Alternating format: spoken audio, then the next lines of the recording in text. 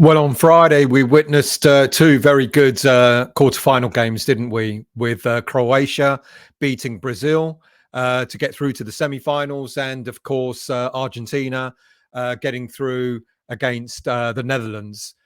Two cracking games, both going to penalties, and I mean, who would have expected it? Hey, but hey, that's the beauty of knockout competitions and the World Cup and stuff like that. Um, you know, I was surprised, to be quite honest with you, that Brazil got beat by Croatia. I discounted Croatia during the group stages. I thought they wouldn't even get through the group stages. I thought that, with the number of elderly aged players that they had in their squad, I didn't think that they were going to get through. But well done to them. Very resilient team. They defended really well. They even went out on the attack when they could, when they had the opportunities to. I think Brazil thought they'd won it, but you never say never in football. And then, of course, Argentina. Disappointed with the Netherlands, to be quite honest with you. I thought I'd see more from the Netherlands. I actually predicted that the Netherlands would beat them. And I just didn't see enough. I didn't see enough from the Netherlands team to suggest that they could have beaten Argentina. But fair play to them. Coming back the way they did, that really clever free kick right at the death was absolutely stunning. A really, really well worked free kick. And I thought from that moment, I thought maybe they were going to get it, but it wasn't so. And now we await the fate of Naif Aguerd's Moroccan team, and of course, who play Portugal, and of course, Declan Rice and England, who play France later on Saturday. But before that, we've got, by the way, Naif Aguerd, from what we understand, will not be playing in the game against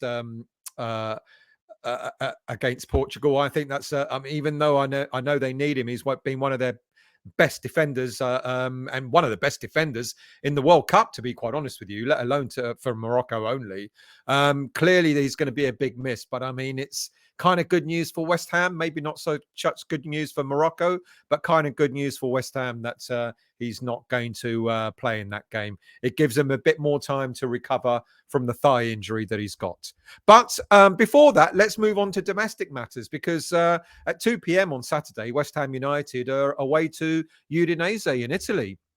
It's the second of our friendly games after playing Cambridge United during the week and winning 4-2. In preparation for the build-up to getting back into Premier League football on Boxing Day on the 26th of December.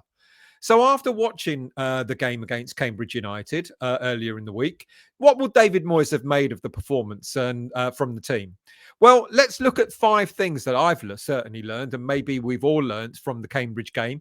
It may be what we already kind of know, a lot of these things, but it's good to kind of reflect and see what David Moyes might want to concentrate on when we're playing Udinese on Saturday. Well, the first thing, of course, is our defence. And our defence, let's be honest, I know, all right, we didn't have Aguerd. I know Kehra's not back yet because of World Cup duty. We didn't have Zuma because he's recovering from a minor knee surgery, which we believe now is so minor that he could be back in time for the game against Arsenal, which is really good news. But if not Arsenal, then certainly very early in January is what we understand.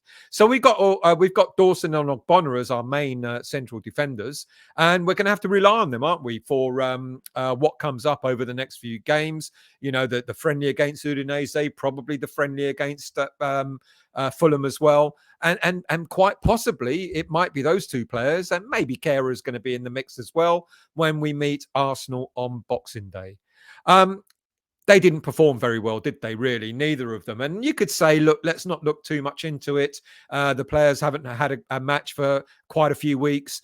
This was just sort of getting them a little bit more agile, for having not played for a few weeks. And we shouldn't really sort of see much into the performance against Cambridge. But excuse me. But for me, with the greatest of respect to them, it was a bit of a concern. I think there was a bit of a concern as to how they both performed.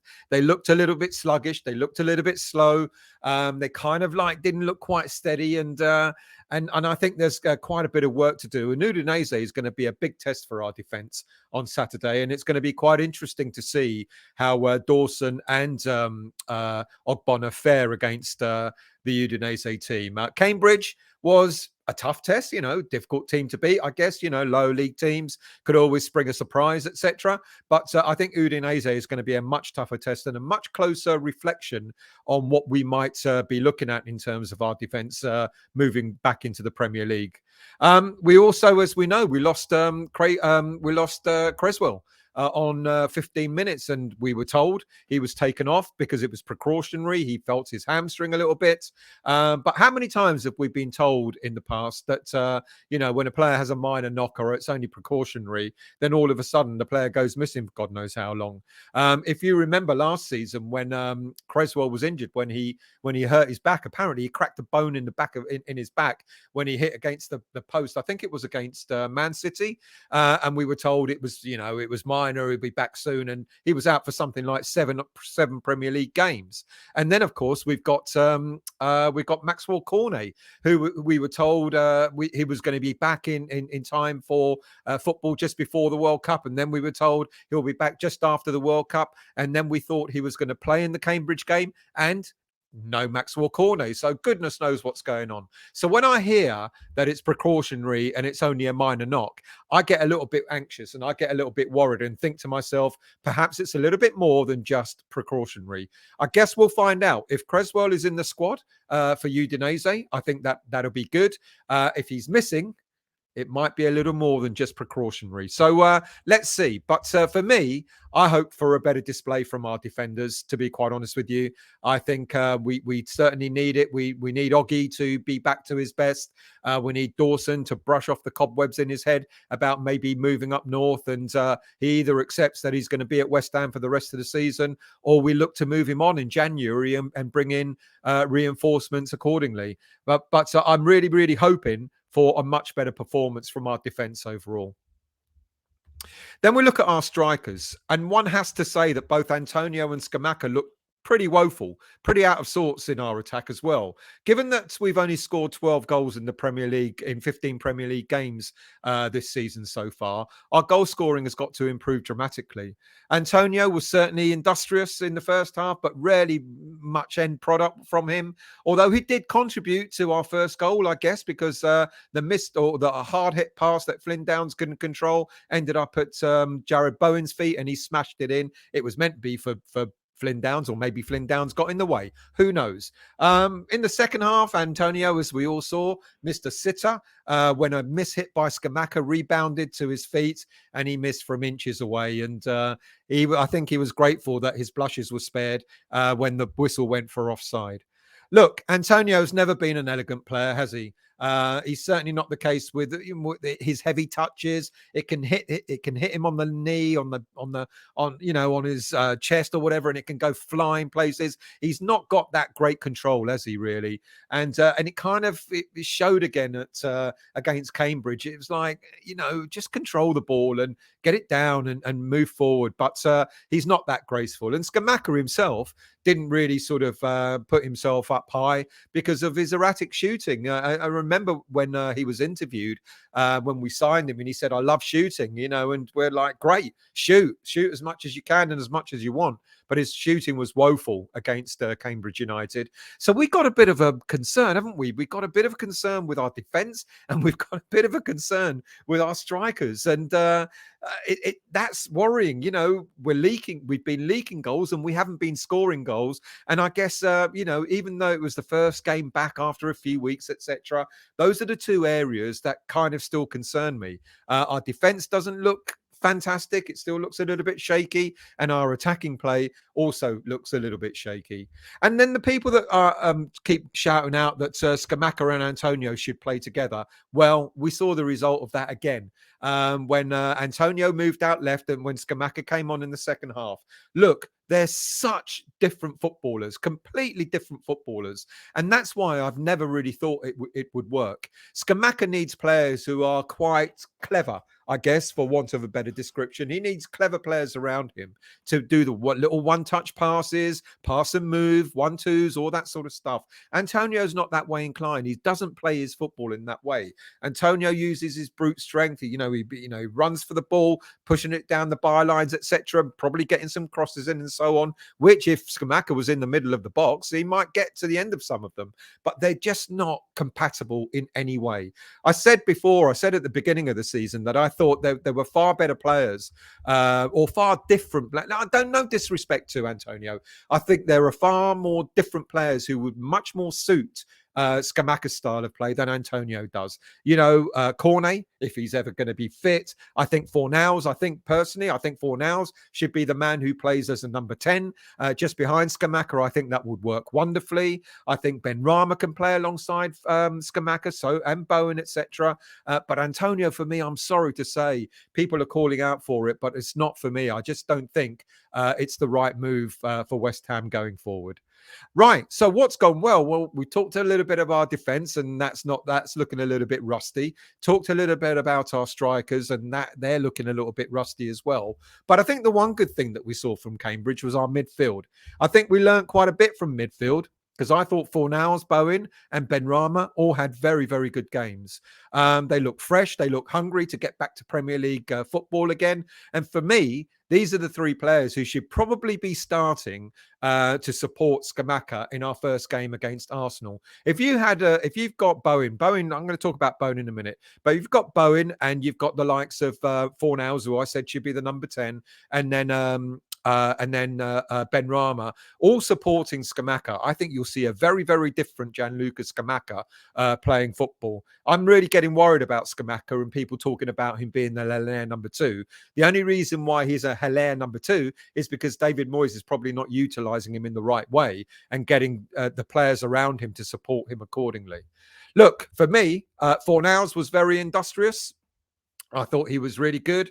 I think, the only disappointment for me is that he started yet again on the left side of midfield. And like, what have we not learned already to realise that that's not his best position? And it puts a lot of pressure on Fornals. I mean, he's an honest player and he'll go out and do the best that he can, but it's not the position he should be playing in. And I feel sorry for him whenever I see him starting on the left. And isn't that why we bought two players that can play on the left, Emerson and Cornet, who can play? Okay, Cornet's injured, but Emerson, if you want a left-sided attacking midfielder, then put Emerson on, or even put Benrahma on. All right, Benrahma came on in the second half, but seeing Fornals there concerns me, because it seems to me that in David Moyes' mindset, he's continuing to think that Fornals can do a job there, and he will do a job there, but not necessarily as good a job as someone who is more naturally suited to that role. Fornals moved a little bit into centre as the game moved on, and he just looked far more comfortable and far more accomplished in that role. And it's just disappointing that he was even started on the left side. Jarrod Bowen, I think Jarrod Bowen looked really sharp and really fresh and really ready to go. Was really concerned about how he might have taken not being included in the England squad. I thought it might have affected his game, but none of it. He came out, he looked like he was really wanted to get down to work, and a brilliant goal, but he was also really lively throughout the game. And I think that really bodes well for West Ham. I think we need Jarrod Bowen back to his best, because we've missed him for the first half of this season. He's not been around, and if he's anywhere near the form that he was in last season, and he kind of looked it against Cambridge, I think that will really bode well for us. And again, the Udinese game, I expect him to play. I expect Fornals to play, hopefully not on the left, but I expect Fornals and Bowen to play, and it'll be really, really interesting to see how they fare against a strong Udinese team. And then, of course, Saeed Benrahma. Saeed Benrahma, a sublime goal. I mean, a goal that actually got the away fans standing up and applauding. And that's what we can get from Saeed Benrahma. I know a lot of you are going to say, well, it was only against Cambridge, of course, but he's not just been doing it against, in these sorts of games. He's been doing it in the Premier League as well. At this moment in time, he's our best attacking midfielder and the player that can make things happen, whether he can score a goal for himself or whether he can assist other players as well. And it was great. I think he looked hungry as well. And I think that's a success story. That's really, really good. Other things that maybe aren't so good in midfield is he just needs to stop playing Flynn Downs as a number 10.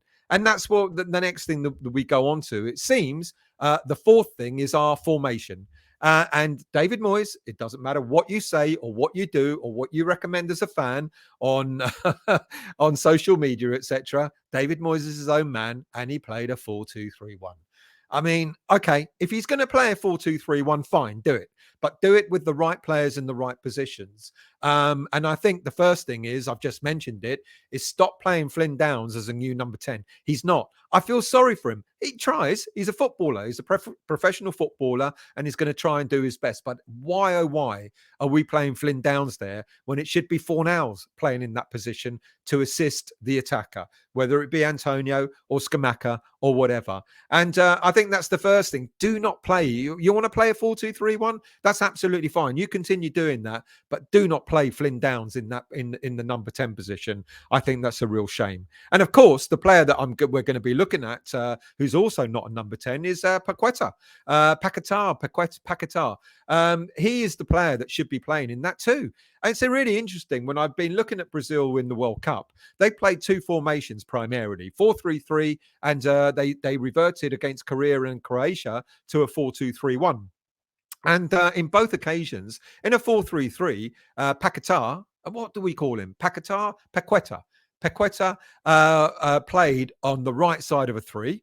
And in a 4-2-3-1, he played alongside Casemiro. He played a lot deeper in both formations. He played a lot deeper. He wasn't playing in a 4-2-3-1 where he was part of the three behind the striker. He played deeper, and you can see why. He can control the game. He can look around, do those clever little passes, put players in, the attacking players in with a clever pass, etc. And he's comfortable there. He's got time. He's got space. He's comfortable. All right, the Premier League is a little bit faster, but I think the same will apply if we play Paqueta in this role alongside Declan Rice. This could be the new partner for Declan Rice. No disrespect to Souček or anyone like that. Paqueta is a much cleverer player. He's got a lot of movement, a lot of really, really good balls, good, really slide rule passes, which is the kind of thing that we want a sort of a playmaker to be playing in that role. And I think Paqueta is absolutely ideal, and I would like to see David Moyes utilising the player in the right way. I think it'll be fantastic for us because you can have Paqueta and Rice in the middle, and then you in the three further forward, like I said, Bowen, Fornals and Benrahma, and then Scamacca. That's quite formidable. Then you're actually then using the players in their rightful positions, and you'll see a lot more from them in total, and probably a lot more attacking play and probably a lot more goals. Now, in the second half against Croatia, he did move further forward, but he moved further forward as a unit. Brazil pushed up. So you had your defenders who were pushing at the halfway line, and you had the two pushing further forward, and then the three, and then Neymar further up front, and it worked. I mean, what a fantastic pass for Neymar's goal against Croatia. It was a beautiful 1-2 pass, and that's what a player like him can do. He can spot these sorts of moves and these sorts of balls and set up goals for us. And I think, yes, David Moyes, by all means, if you're going to use if you're going to do a 4-2-3-1, then let's look at Paqueta in that role of a two in the middle and see what happens. And then the fifth thing I think we learned is our development players. Look, a few of them came on, and you know what David Moyes does. He plays them in games that don't matter, to give them a bit of run out, etc. But I just wonder. One of the players, of course, is this young lad, Pierre Ekwah. He came on and he scored a fantastic goal, and he certainly made his mark. Look, we see these young players, they come in and then they disappear, and then you don't see them anymore, and you just wonder, well, what was the point of that? Now with Pierre Ekwah, I think it might be a little bit different. So a little bit about him. He's a holding midfielder. Contracted till 2024, but we've got the option of extending it by another year. He's 20 years of age. He was born in Massy in France.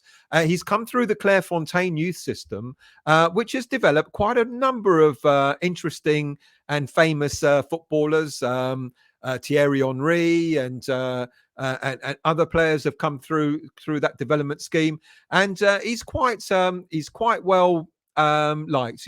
Nicolas Anelka came through the system, Louis Saha and Kylian Mbappe. So he's in good company. He's gone through Clairefontaine, and it's quite a famous youth development system in Paris, and so he's come from good stock. In 2018, Chelsea saw him. I think he was playing for the youth team in Nancy. I can't remember. Another French team after he moved from Clairefontaine. And Chelsea spotted him and bought him for £1.8 million at the age of 16 in 2018. He was with them for 3 years, playing a number of under 18 and under 23 games.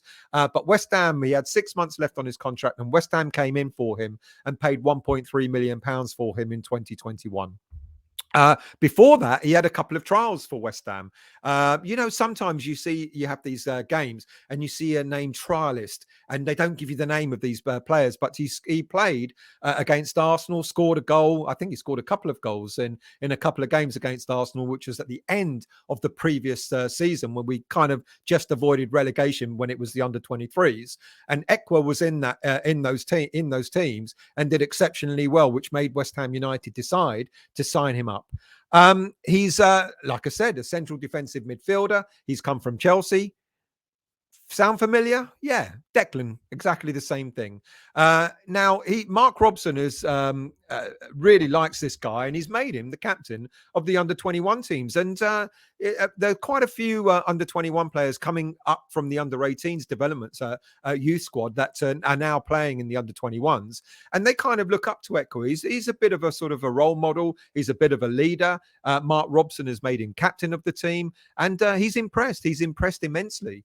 And the rumor is that West Ham United are looking to loan the player out for the second half of this season, but they don't just want to loan him anywhere just for the sake of it. They want to try and find a club that is actually going to play him on a regular basis. Apparently, he's quite sought after. There are quite a number of teams that are beginning to be interested in Ekwah coming to them, and I think that'd be good for him. I mean, we've got one player really at the moment. We've got several players out on loan, but we've got one player that's only doing really quite well, and that's Emmanuel Longello, who's playing for Championship side Birmingham City, and he's excelling. And this is what West Ham want to do. They want to it sounds as if they want to fast track him.